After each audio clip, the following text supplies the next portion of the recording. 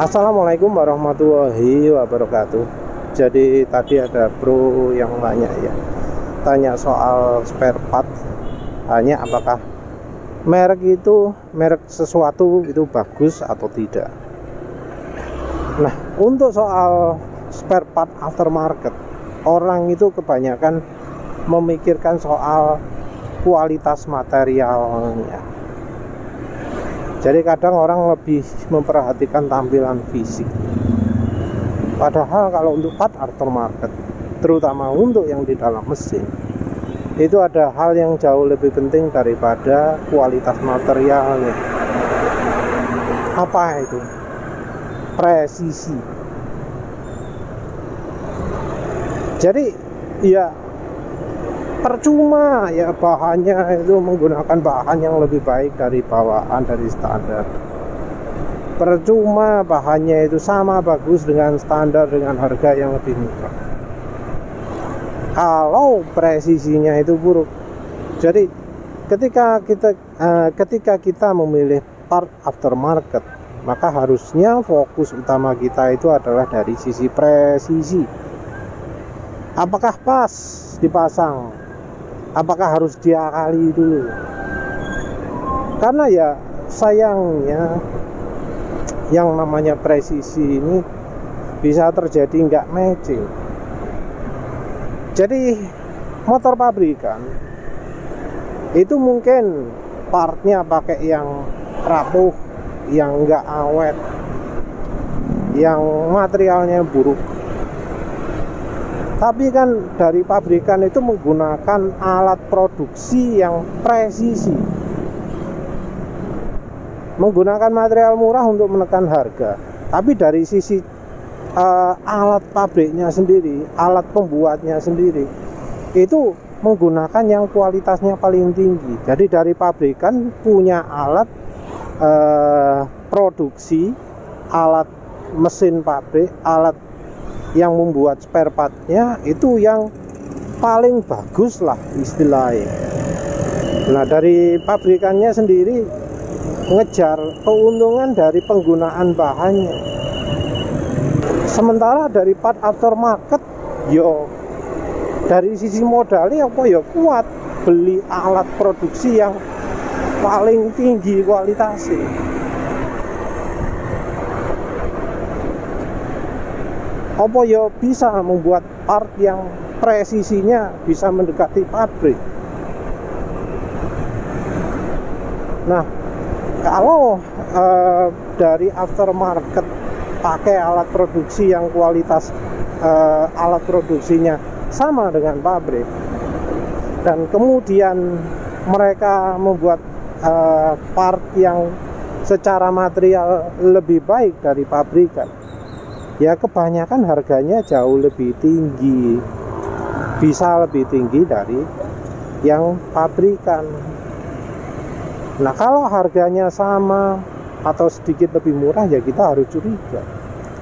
Apalagi kemudian harganya jauh lebih murah, ya kita harus makin curiga lagi.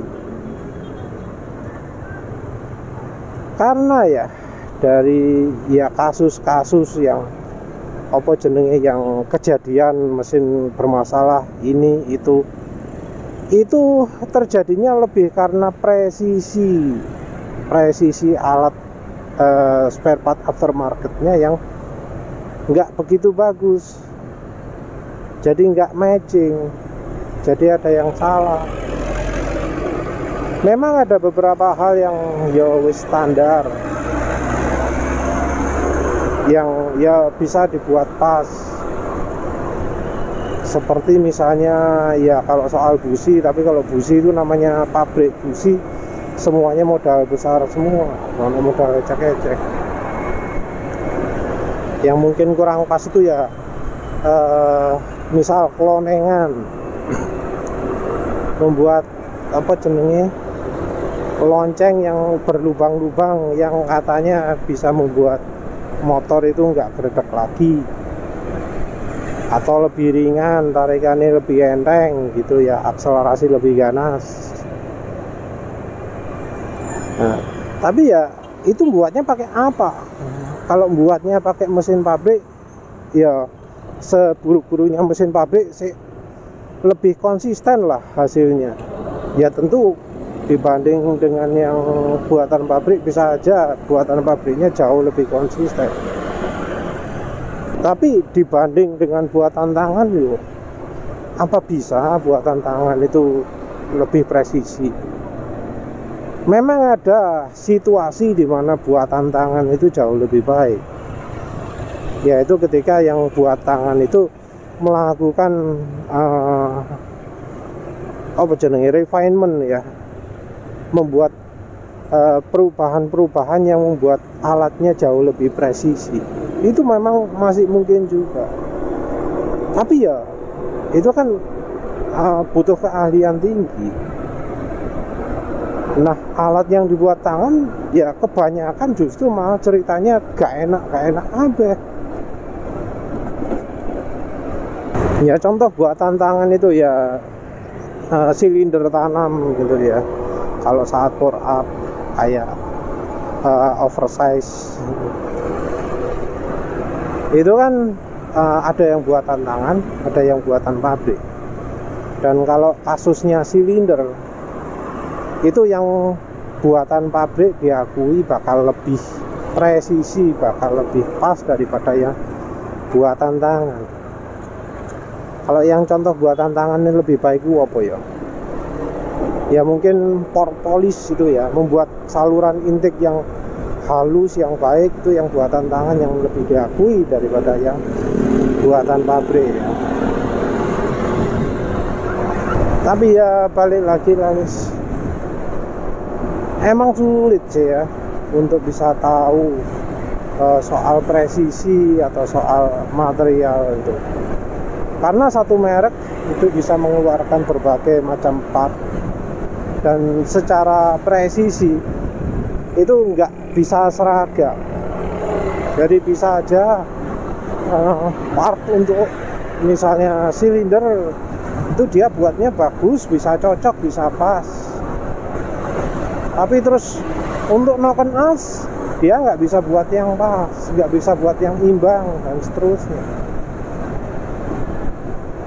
Kita juga nggak bisa ngomong oh ada kasus buruk di spare part untuk ini gitu ya, bakal buruk juga untuk spare part yang lainnya. Jadi misal spare part sama-sama apa jenenge, anggap aja karburator untuk motor A bisa aja beda secara presisi kualitas dari untuk yang motor B. Contoh dah kayak apa jenenge silinder BRT itu kan mengeluarkan silinder untuk berbagai tipe motor. Nah tapi kan ada motor-motor yang ternyata sampai butuh revisi silinder, sampai muncul versi 2 juga, versi 3 dan seterusnya. Ya susah sih emang untuk bisa mengetahui part mana yang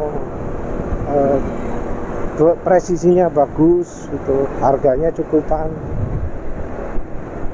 presisi bagus, kualitas bagus, harga cukupan. Presisi bagus, kualitas bagus, sangat bagus, lebih baik dari orisinil, harga lebih mahal, nggak terlalu banyak. Kadang sulit ya cari itu, tapi ya mau bagaimana lagi ya. Yang repot itu adalah kalau part orisinil ternyata kualitasnya buruk. Nah itu sulit. Karena apa? Karena nanti kalau pakai part aftermarket, oke dah, anggap aja kualitasnya lebih baik, tapi karena presisinya kurang begitu baik, kemudian jadi bermasalah.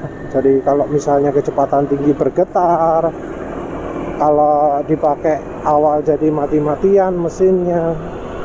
Ketidakcocokan seperti itu yang sulit untuk dideteksi ya. Ya wis lah, itu saja. Terima kasih sudah menonton. Assalamualaikum warahmatullahi wabarakatuh.